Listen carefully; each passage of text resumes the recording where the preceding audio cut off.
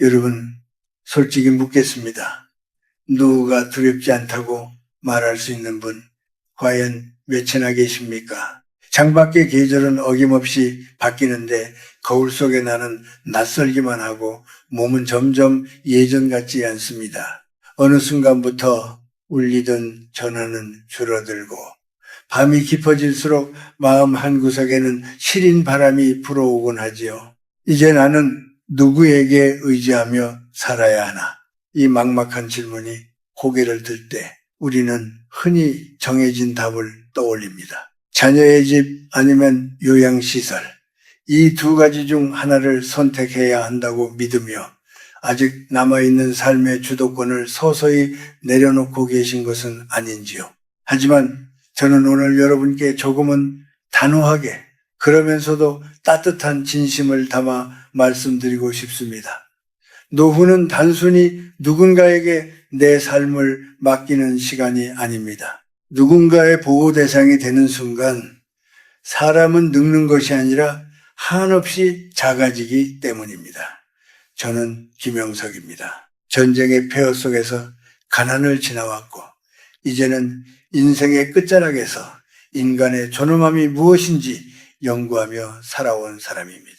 제가 수많은 노년의 얼굴을 마주하며 깨달은 한 가지는 노후를 망치는 것은 병이나 돈이 아니라 더 이상 스스로 선택하지 않겠다고 마음먹는 바로 그 순간이라는 사실입니다.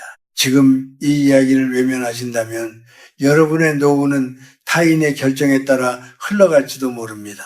하지만 오늘 저와 함께 이 길을 끝까지 걸어가 주신다면 아직 늦지 않았으며 우리 앞에 더 넓은 세상이 있다는 것을 분명히 알게 되실 겁니다. 우리가 노후라는 단어를 떠올릴 때 우리 마음속에는 마치 약속이라도 한 듯 세 가지 장면이 스쳐 지나갑니다. 이것은 비단 우리나라만의 이야기도 특정 세대만의 고민도 아닙니다. 제가 평생 강단에서 제자들을 가르치고 또 수많은 어르신의 삶을 곁에서 지켜보며 느낀 한국 사회의 아주 솔직한 풍경이기도 하죠. 첫 번째는 자녀와 함께 사는 길입니다. 피로 맺어진 가족이니 서로 돕는 것이 천륜이고 당연하다고 믿는 전통적인 길입니다. 둘째는 정든 집에서 도움을 받는 길입니다. 방문 돌봄이나 재가 케어 서비스를 통해 익숙한 공간의 냄새를 맡으며 지내는 선택이지요. 그리고 마지막은 요양시설입니다. 체계적인 시스템이 갖춰져 있고 위급한 상황에 즉각 대비할 수 있다는 점에서 많은 분이 결국 이 길을 종착역으로 여깁니다. 이 세 가지는 모두 틀린 선택이 아닙니다. 저 역시 어느 하나를 나쁘다고 부정하고 싶지는 않습니다. 다만 안타까운 점은 많은 분이 이 세 가지 길 외에는 다른 선택지가 없다고 스스로를 가두어 버린다는 데 있습니다. 우리가 살아온 시대는 늘 선택의 여지가 없었습니다.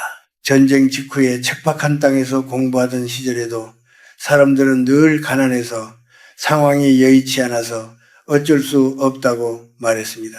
그러나 100년 가까운 시간을 살아오며 제가 깨달은 것은 선택지가 없었던 것이 아니라 우리가 생각할 여유와 용기를 잃어버렸다는 사실입니다. 노후도 마찬가지입니다. 자녀 아니면 시설이라는 이분법적인 생각에 갇히는 순간 우리는 스스로를 돌봄을 받아야만 하는 수동적인 존재로 정의하게 됩니다. 그때부터 삶의 운전대는 우리 손을 떠나기 시작하지요. 여러분은 지금 어떤 그림을 그리고 계십니까? 정말로 그 세 가지 길밖에 보이지 않으십니까? 이제부터 저는 가장 따뜻해 보이지만 동시에 가장 깊은 오해를 낳기도 하는 선택, 자녀와 함께 사는 삶에 대해 아주 솔직하게 이야기를 나누어 보려 합니다. 자녀와 함께 사는 선택은 왜 때때로 예상치 못한 아픔을 줄까요? 노후의 선택 가운데 가장 인간적이고 아름다워 보이는 일은 단연 자녀와 한 지붕 아래 사는 것입니다. 부모와 자식은 세상 그 무엇으로도 끊을 수 없는 유대이며 서로의 온기를 나누는 것이 자연스러운 일입니다. 저 역시 젊은 시절 강단에서 철학을 가르치고 돌아오면 아이들의 웃음소리가 세상 그 어떤 가르침보다 강한 힘이 된다고 믿었습니다. 하지만 세월이 흘러 수많은 노년의 삶을 깊숙이 들여다보니 그 아름다운 시작 뒤에 가려진 말없는 부담의 무게가 보이기 시작했습니다. 부모는 마음 깊은 곳에서 내가 평생 저 아이를 위해 헌신했으니 이제는 조금 기대어도 되지 않을까 하는 마음을 갖게 됩니다. 이것은 결코 이기적인 욕심이 아닙니다. 자식의 성장을 위해 청춘을 다 바친 부모라면 누구나 가질 수 있는 너무나 인간적인 기대입니다. 그러나 바로 그 기대가 싹 트는 순간 부모와 자식 사이에는 보이지 않는 무게가 실리기 시작합니다. 처음에는 기쁨으로 시작된 합가가 시간이 흐를수록 부탁은 늘어나고 침묵은 길어집니다. 감사는 마음속에만 머물고 입 밖으로 나오는 것은 잔소리나 서운함이 되기도 하지요. 그렇다고 자녀들이 차가워진 것은 아닙니다. 다만 그들이 살아가는 시대의 속도가 우리와 다를 뿐입니다. 그들은 우리보다 훨씬 더 복잡하고 치열한 경쟁 사회를 살아가고 있으며 하루를 버텨내는 리듬 자체가 부모 세대와는 판이하게 다릅니다. 같은 공간에서 지내다 보면 이 리듬의 차이는 보이지 않는 마찰을 일으키고 하루하루 피로가 쌓이게 됩니다. 부모는 어느 날 문득 이 집에서 내가 거추장스러운 존재는 아닐까 하는 서글픈 생각을 하게 되고 자녀는 자녀대로 부모를 늘 신경 써야 한다는 압박감에 지쳐갑니다. 이 갈등은 사랑이 부족해서 생기는 것이 아닙니다. 서로의 삶의 파장이 다르기 때문에 발생하는 자연스러운 현상입니다. 그래서 저는 이 자리에서 조용히 하지만 분명하게 말씀드리고 싶습니다. 사랑하기 때문에 오히려 가까워지지 않을 용기가 필요하다고 말입니다. 적당한 거리를 유지하는 것은 냉정함이 아닙니다. 오히려 그 거리가 부모와 자식 사이에 존중과 감사라는 숨쉴 공간을 만들어줍니다. 몸이 조금 약해졌다고 해서 내 삶의 모든 결정권을 자녀에게 넘겨줄 필요는 없습니다. 자녀 곁에 있다는 안도감 때문에 내 삶의 고유한 자리를 잃어버려서는 안 됩니다. 독립된 한 인간으로서의 존엄을 지킬 때 자녀와의 관계도 비로소 건강한 온기를 유지할 수 있습니다. 이제 자녀와의 동거가 아닌 익숙한 내 집에서 머물며 도움을 받는 재가 서비스에 대해 조금 더 현실적인 이야기를 나누어 볼까요? 방문 돌봄 서비스는 겉으로 보기에 참 합리적입니다. 평생 손때 묻은 가구들, 골목길에 익숙한 풍경을 떠나지 않아도 되니까요. 낯선 요양시설에 적응해야 한다는 공포감에서도 벗어날 수 있습니다. 저 또한 노년이 될수록 익숙한 공간이 주는 안정감이 얼마나 큰지 잘 압니다. 낡은 소파의 감촉, 오래된 벽지의 무늬 하나하나가 우리에게는 기억의 뿌리이자 안식처니까요. 하지만 이 선택 역시 우리가 마주해야 할 차가운 현실이 있습니다. 우선은 비용의 문제입니다. 처음에는 일주일에 몇 번 짧은 시간이라 괜찮을 것 같지만 돌봄의 강도가 높아질수록 경제적 부담은 눈덩이처럼 불어납니다. 노년의 경제적 불안은 마음의 평화를 생각보다 훨씬 빠르게 갉아먹습니다. 집에서 도움을 받는 삶의 또 다른 그늘은 집안의 공기가 달라진다는 점입니다. 아무리 성실하고 따뜻한 요양보호사라 할지라도 타인이 정기적으로 내 사적인 공간에 들어오는 순간 생활의 질서는 타인의 시선에 맞춰지기 시작합니다. 내가 쉬고 싶을 때 누군가가 곁에 있어야 하고 내 입맛과는 다른 음식을 마주해야 할 때도 생깁니다. 어느새 내 하루의 주인이 내가 아닌 것처럼 느껴지는 순간이 오지요. 제가 만난 많은 어르신이 조용히 고백하셨습니다. 내 집인데도 마음이 편치가 않아요. 손님을 맞이하는 것처럼 늘 조심스럽네요. 집이 안식의 공간이 아니라 누군가에게 설명하고 양해를 구해야 하는 공간이 되는 순간 말로 다 못할 외로움이 찾아옵니다. 물론 누군가의 도움 없이는 일상이 어려운 시기가 반드시 옵니다.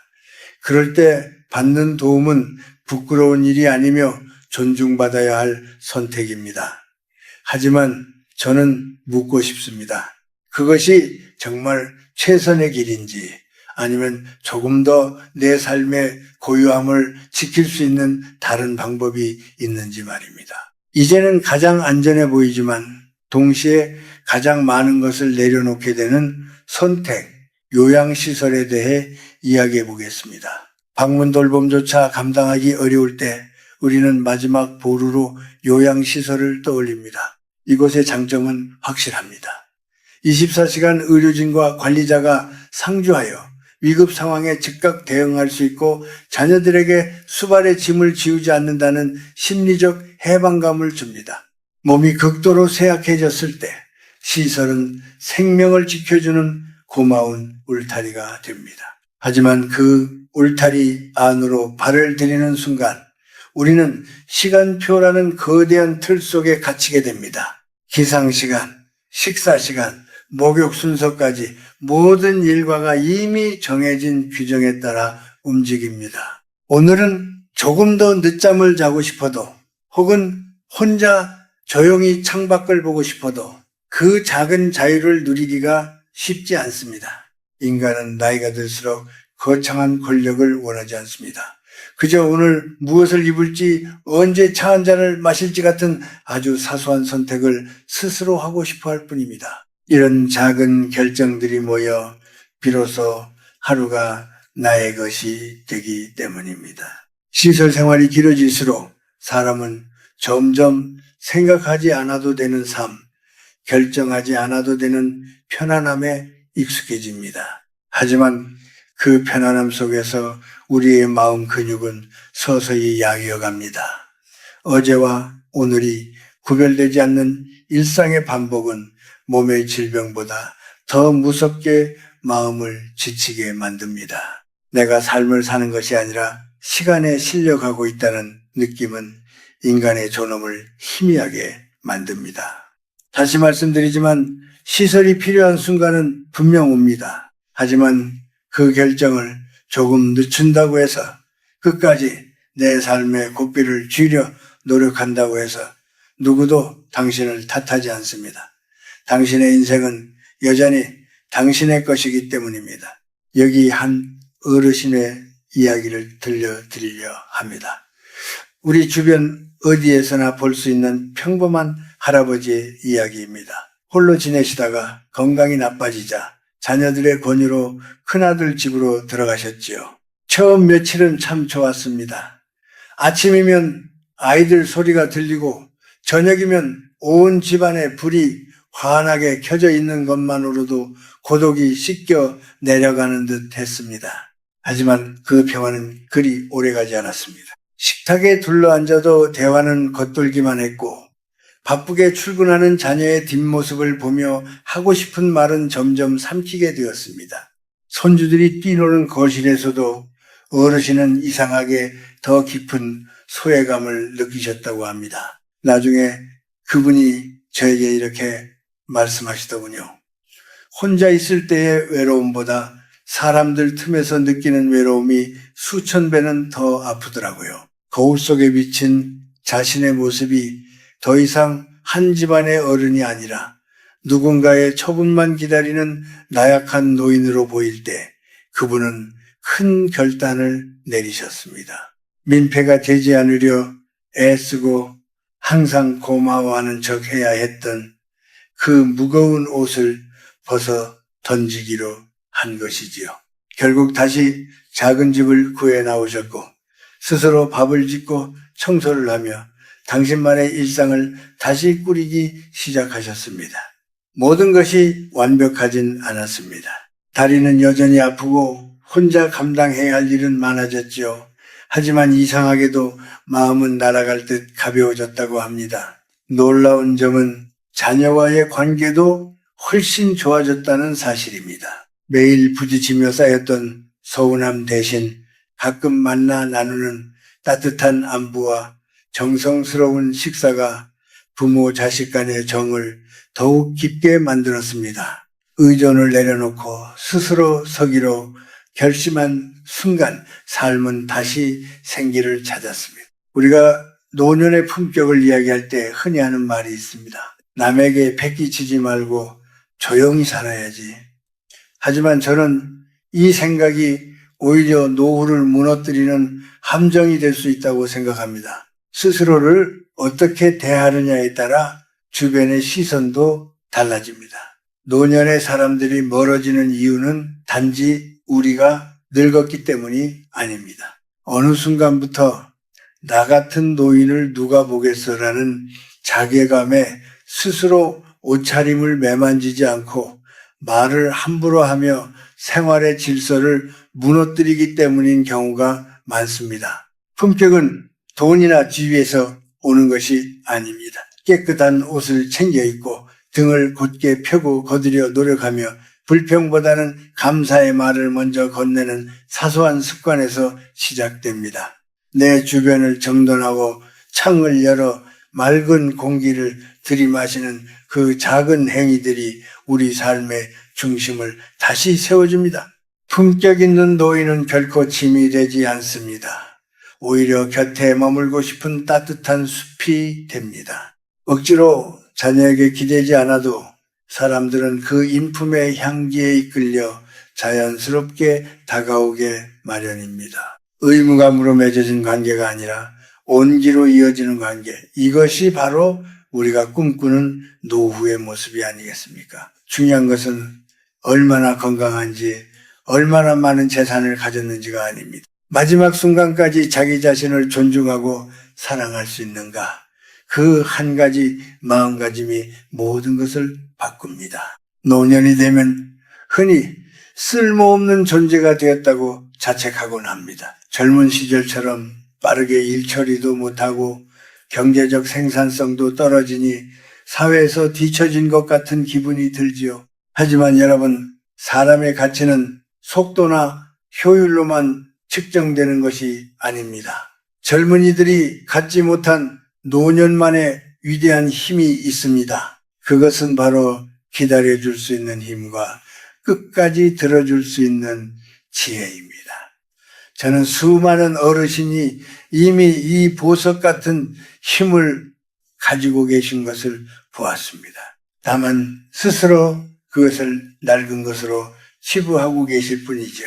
동네 아이들에게 따뜻한 눈빛을 건네고 이웃의 고민을 묵묵히 들어주는 것만으로도 여러분은 이 사회에 꼭 필요한 존재입니다. 대단한 일을 하지 않아도 괜찮습니다. 당신의 존재 자체가 누군가에게는 위로가 되고 공동체의 뿌리가 된다는 사실을 잊지 마십시오.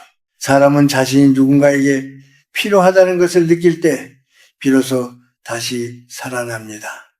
그 쓸모라는 것은 거창한 사회적 역할이 아니라 작은 관계 속에서 싹 찹니다.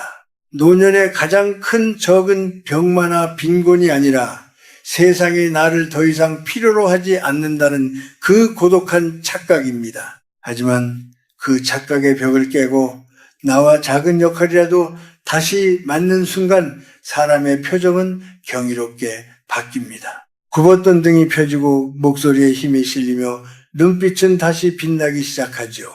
나는 여전히 이 세상의 당당한 일원이라는 감각이 우리를 지탱해주는 가장 큰 힘이 됩니다. 이제 우리는 새로운 길을 고민해 보아야 합니다. 자녀의 집이냐 요양시설이냐는 이분법에서 벗어나 제3의 길을 찾아보는 것이지요.